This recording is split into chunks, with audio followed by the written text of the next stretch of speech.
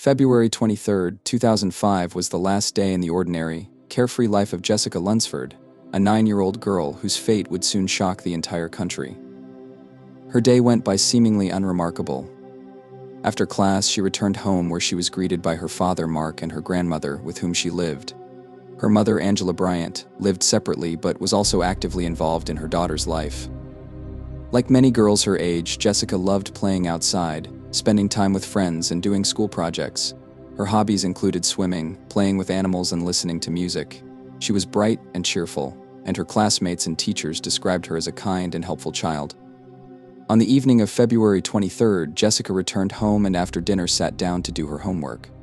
Her father, as usual, was busy with chores, and the evening passed quietly.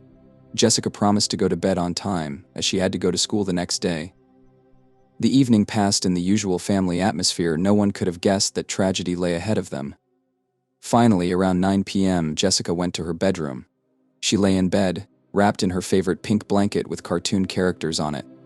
Her father said goodnight to her, and soon there was silence in the house. Mark Lunsford was confident that his daughter was as safe as ever. On the night of February 24, 2005, everything changed. No one knew that outside their home, just a few hundred yards away, in a trailer lived a man who was plotting a horrific crime. John Cowie, a 46-year-old man who lived nearby, was not known to the Lunsford family but had been watching the house for a long time and had chosen Jessica as his victim. At around 3 a.m., John Cowie entered the Lunsford home through an unlocked door. The tranquility of the night was broken when Cowie silently made his way to Jessica's room. The girl was asleep and had no idea that her life was about to change. John Cowie grabbed her and threatened to kill her if she started screaming. Jessica was shocked and paralyzed with fear. Cowie led the girl out of her house and took her to his trailer. The darkness and stillness of the night hid a horrifying fact: the little girl had been kidnapped right out of her bed. Her family, unsuspecting, continued to sleep while Jessica was taken just a few meters away from the house. The morning of February 24th began for Mark Lunsford like any other weekday. He woke up early and headed straight to his daughter's room to wake her up for school, but when he opened her bedroom door, he was horrified. Jessica's bed was empty. The blanket lay on the floor, and the girl herself was gone. At first he thought she might have gotten up earlier and gone outside or into another room, but after a thorough search of the house, it was clear she was nowhere to be found. Mark began to panic. He called his mother and together they searched every corner of the house, but the result was the same: Jessica was missing. By the time they realized that she was indeed gone, several hours had passed, and that's when Mark called the police. It was around 6 a.m. When the police received the call that the child was missing, local authorities immediately dispatched a patrol to the scene. Initial actions were standard: a search of the house, interviewing neighbors and checking the nearby streets. However, everything pointed to one thing: Jessica had disappeared during the night, and no one had heard or seen anything suspicious. When news of Jessica's disappearance spread throughout Homosassa, locals and volunteers quickly joined the search effort. The small town was shocked by what had happened, and no one could believe that something like this could happen in their quiet neighborhood. Police and volunteers organized a massive search of the neighborhood, scouring nearby woods, bodies of water, and vacant lots. However, despite all efforts, no trace of the girl could be found. Mark Lunsford was desperate. He appealed to the public through local TV stations, begging for his daughter to be brought home. The tears and pain on his face touched the hearts of many, and more people joined the search. Police officers patrolled the streets. Volunteers posted pictures of Jessica and questioned anyone who might know anything about her whereabouts. But as time went on, the chances of her safe return became more and more elusive by the hour.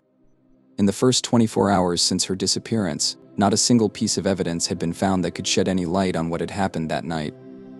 February 24, 2005 was the day life in the small town of Homosassa changed forever. From the moment Jessica Lunsford was reported missing, Citrus County Police and local volunteers began an organized search for the girl. Police officers arrived at the Lunsford home shortly after Mark's call, and by the evening of that day, news of the disappearance had spread throughout the town. For a small town where such tragedies were rare, the child's disappearance came as a shock. The first hours after a child's disappearance are considered the most critical for a successful investigation. Realizing this, the police immediately took a series of measures. The area around the Lunsford home was cordoned off and a thorough search of the house and surrounding area began. Neighbors were interviewed, primarily those who lived closest to the house, including people from nearby trailers, but no one had seen or heard anything suspicious the night Jessica disappeared.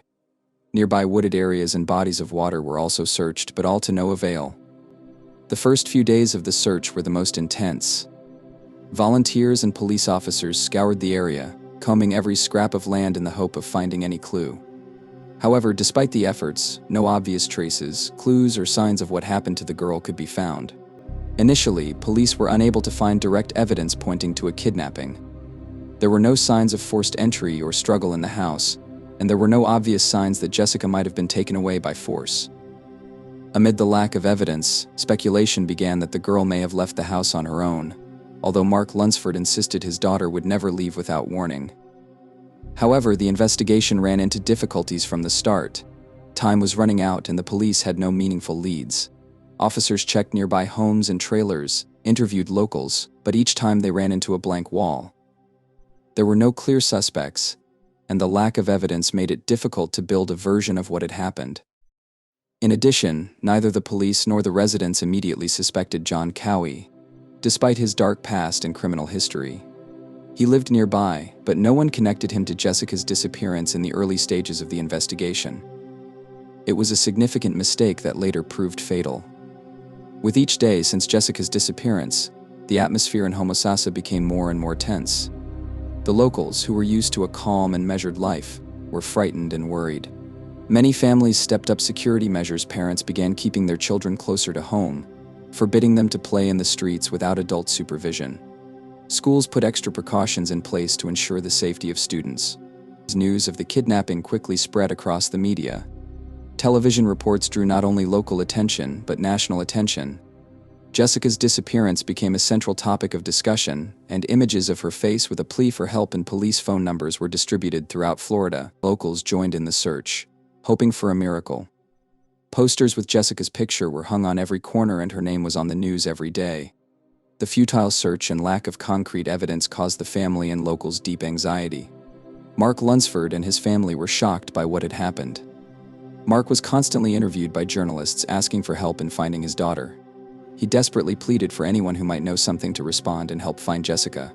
"She couldn't just disappear," he said in one of the interviews. "Please bring my little girl back to me." His words touched the hearts of millions of viewers across the country.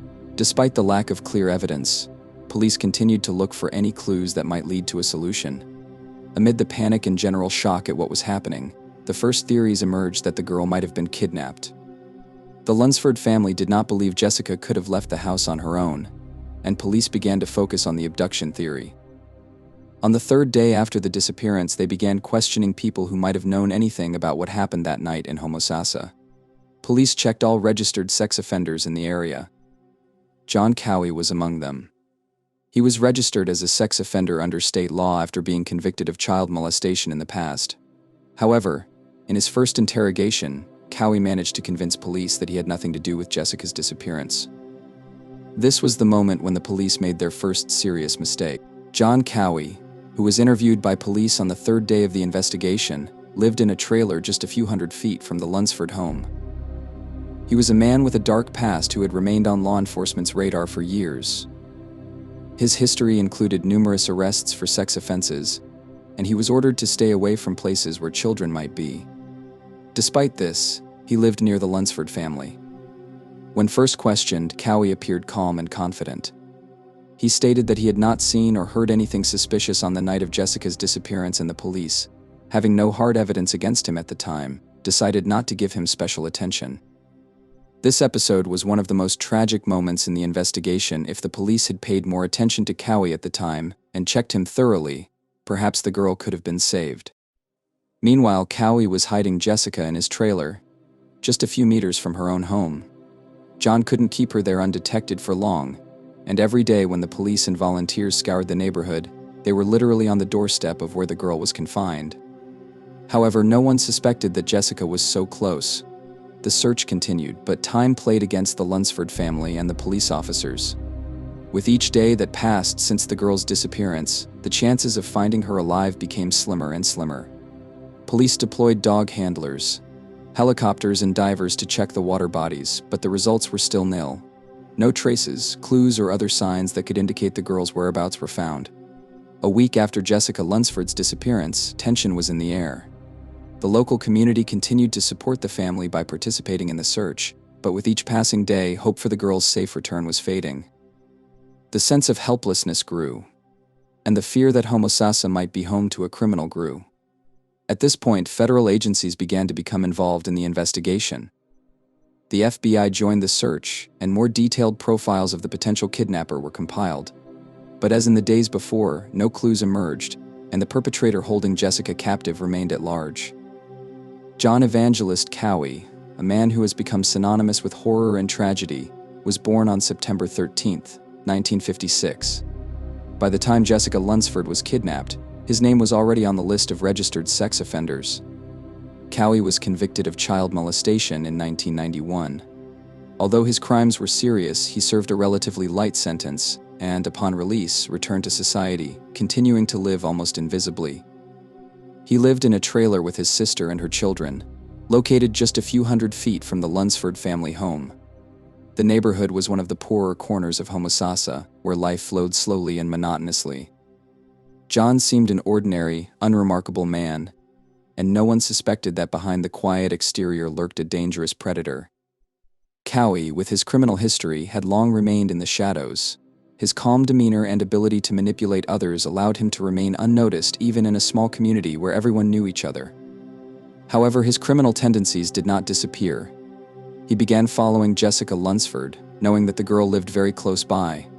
All he needed was the right moment to commit the crime. John Cowie abducted Jessica Lunsford in the early morning hours of February 24, 2005. Her life changed dramatically when he took her away from her home, and for all 3 days after her abduction she was kept in his trailer, hidden from view. During that time, police, volunteers, and neighbors were actively searching for her. But no one could have imagined that she was only a few hundred yards from her home, in the hands of a violent criminal.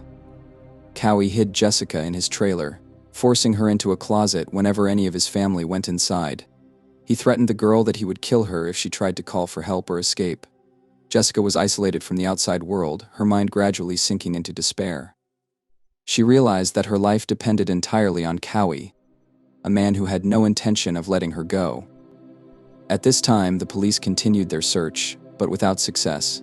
Dozens of volunteers and police patrols scoured the area, looking at abandoned buildings and vacant lots. The media circulated pictures of Jessica. Her name was known to every Florida resident, but not a single clue pointed to where she might be. John Cowie realized that he wouldn't be able to keep the girl for long. He had been following the news and knew that the police were actively checking out all the sex offenders in the neighborhood, including himself. Panic began to take over his mind. Cowie realized that he didn't have much time left before the police might begin to suspect him. This realization led him to a decision that was the culmination of his horrific plan. The third day of captivity was fatal for Jessica Lunsford. John Cowie, realizing that the police might be about to suspect him, made the most horrible decision of all to kill the girl to cover up the traces of his crime. He knew he could no longer keep her in his trailer and realized that the discovery of the girl would mean his imminent arrest. Late in the evening of February 27, 2005, Cowie took Jessica out of the trailer. He wrapped her body in plastic garbage bags to restrict her movement and prevent the possibility of screaming. He then took her to the backyard of his trailer, where he had dug a shallow hole beforehand. All these days, the girl was only a few meters from her home, while police and volunteers continued to search for her kilometers away from where she was buried. This act of monstrous cruelty and fear of exposure showed what John Cowie was willing to do to cover up his crime. His actions revealed his complete disregard for human life and morality, as well as his pathological addiction to violence and control over his victim. Even before Jessica was murdered, John Cowie had already come to the attention of the police. A few days after the girl's disappearance, police questioned Cowie as one of the registered sex offenders in the neighborhood. His home was checked, but at that point police found little reason for suspicion. Cowie confidently stated that he knew nothing about the abduction, and investigators, lacking direct evidence, switched to other leads. This was the first serious error in the investigation, which allowed the perpetrator to hide for a few more days. Had the investigators insisted on a more thorough probe, Perhaps the tragedy could have been avoided. At that point, however, Cowie skillfully covered his tracks and gave the appearance of a normal life. After John Cowie buried Jessica, he continued to live his life as normal. However, the police continued to investigate, and new evidence gathered through interviews and examinations gradually began to point to him. He could not hide his crime for long. More and more facts began to link him to Jessica's disappearance, and after a few days, the police again turned their attention to his trailer. When law enforcement returned to Cowie's home with a search warrant, his crime could no longer be hidden. They discovered evidence that led to where Jessica was buried. For the investigators, this was a pivotal moment in the case, but for the Lunsford family, it was the end of hope for the return of their daughter. Although the investigation into Jessica Lunsford's disappearance encountered difficulties at first, things began to change a few days after her disappearance. Citrus County Police, realizing that the girl had likely been abducted, began to return to the original suspects. John Cowie, a registered sex offender who lived just a few hundred yards from the Lunsford home, was back on investigators' radar. One of the key factors that led to the reopening of the investigation into Cowie was the testimony of his niece. The girl, who lived with him in the trailer, began to recall strange moments that occurred during the days that Jessica was missing. This testimony signaled to investigators that something criminal may have been going on in Cowie's home. Police obtained a search warrant for his trailer and the surrounding area, which was the beginning of the end for John Cowie. When investigators returned to John Cowie's home with a search warrant, the criminal had already begun to realize that his secret would soon be revealed. He realized that the police would now be unable to convince him with false statements, and the situation was becoming critical. At the time of his arrest, Cowie was extremely nervous but offered no resistance. Police officers began searching the trailer and surrounding area, hoping to find evidence that could confirm his involvement in the kidnapping of Jessica Lunsford. During a search of the trailer, investigators came across significant evidence that directly linked Cowie to the girl's disappearance. First, DNA traces were found in the trailer that matched the samples taken from Jessica. Second, the girl's fingerprints were found, which clearly confirmed her presence in Cowie's home, and both Cowie's and Jessica's DNA were found on the mattress, according to forensic evidence. These facts immediately put to rest the question of who was behind her disappearance. Further searches around the trailer led to an even creepier discovery. Police soon discovered a shallow hole in the backyard where plastic garbage bags had been buried. As investigators began digging, they came across the body of Jessica Lunsford. According to autopsy reports, Jessica had poked 2 fingers through the bag before suffocating to death, and the fingers were skeletonized. Jessica died within 2 to 3 minutes due to lack of oxygen, it was determined. There in the dark, alone with the dolphin, she suffocated to death, Assistant State's Attorney Rick Ridgway said during Cowie's trial. After police found Jessica's body, John Cowie was arrested and taken to the station for questioning. He initially denied his involvement in the murder, but under the pressure of overwhelming evidence and the weight of his own fears, he began to talk. Cowie's confession was shocking. He detailed how he broke into the Lunsford home in the early morning hours of Feb. 24, how he kidnapped the girl and kept her in his trailer for 3 days. He described how she begged him to let her go. But he, realizing he could be exposed, made the decision to kill her. Cowie confessed to kidnapping, raping, and killing Lunsford in an audio and videotaped confession on March 18, 2005. Cowie stated in his confession that when he first saw Jessica playing in the yard, he thought she was only 6 years old, and that on the night of the kidnapping, he intended only to rob the Lunsford house, but that when he saw Jessica, he acted on impulse and took her with him. He stated that he entered the house at 3 a.m. through an unlocked door, and Jessica was awakened by a sound, to which he replied, "Don't scream and don't do anything," and told her to follow him out of the house. He then drove her to a trailer, which was about 100 yards from her home at the time of the abduction. Cowie admitted that he raped Lunsford in his home and kept her in his bed that night, and did the same the next morning. He then locked her in a closet and told her to stay there while he went to work at Billy's truck stop. The next day, he tricked her into taking 2 garbage bags, saying he was going to take her home, but instead buried her alive, deciding there was nothing more he could do to the girl. He also admitted that after he killed Jessica, he planned to cover up his crime, but panic took over and he simply buried her body in the backyard, hoping the police wouldn't find her. For the Lunsford family, it became the scariest moment of their lives. Mark Lunsford, Jessica's father, who had hoped all along for his daughter's return alive, was destroyed by grief. His emotional speeches to reporters became a symbol of suffering, and his pain was shared by millions of people across the country. On June 30th, 2006, a judge ruled that Cowie's confession was inadmissible at trial because the police had not granted Cowie's request for an attorney when it was recorded, rendering the confession invalid and unreliable. Despite Cowie's objections, the trial court ruled that all evidence gathered after the confession, including the discovery of Lunsford's body, would be admissible, as would incriminating statements allegedly made by Cowie to investigators and a prison guard. The jury in his case voted 10-2 in favor of the death penalty. But Cowie's defense argued that he had suffered emotional abuse his entire life and had a below-average IQ that would have allowed him to avoid the death penalty under a 2002 Supreme Court ruling barring the execution of mentally retarded people. On Aug. 24, 2007, a judge found Cowie guilty of kidnapping, sexual assault, and first-degree murder in connection with Lunsford's death and sentenced him to death. However, before the sentences could be carried out, on August 30th, 2009, John Evander Cohn died in prison from cancer. The Jessica Lunsford case was not only a shocking tragedy, but also a turning point for the criminal justice system in the United States. After the details of the case were made public, there was a vigorous debate about how sex offenders should be supervised after release.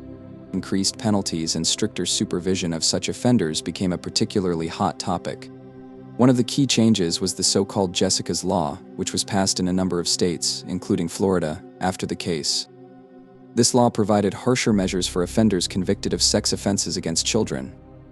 Sex offenders were required to wear global positioning system devices on their ankles for 5 years after release from prison, or for life for those deemed sexual predators, so that law enforcement officers could better track their whereabouts. The cost of tracking and monitoring offenders would have been borne by each state. States would have been required to send sex offender registration forms at least twice a year, at random times, to verify registrants' addresses. Any registrant who did not respond within 10 days would have to be deemed ineligible. Jesse's Law can stop repeat offenders, the ones who never leave. "We can take these guys out. We're talking about taking out the worst of the worst," said Mark Lunsford. Jessica's grandmother said she didn't feel sorry for Cowie and that if she were physically able, she would walk down the street in happiness. After the trial ended, the Lunsford family did not stop there.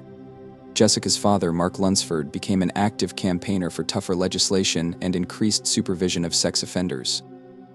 He has repeatedly stated that his daughter's case should not be forgotten, and that he will fight to ensure that such tragedies do not happen again.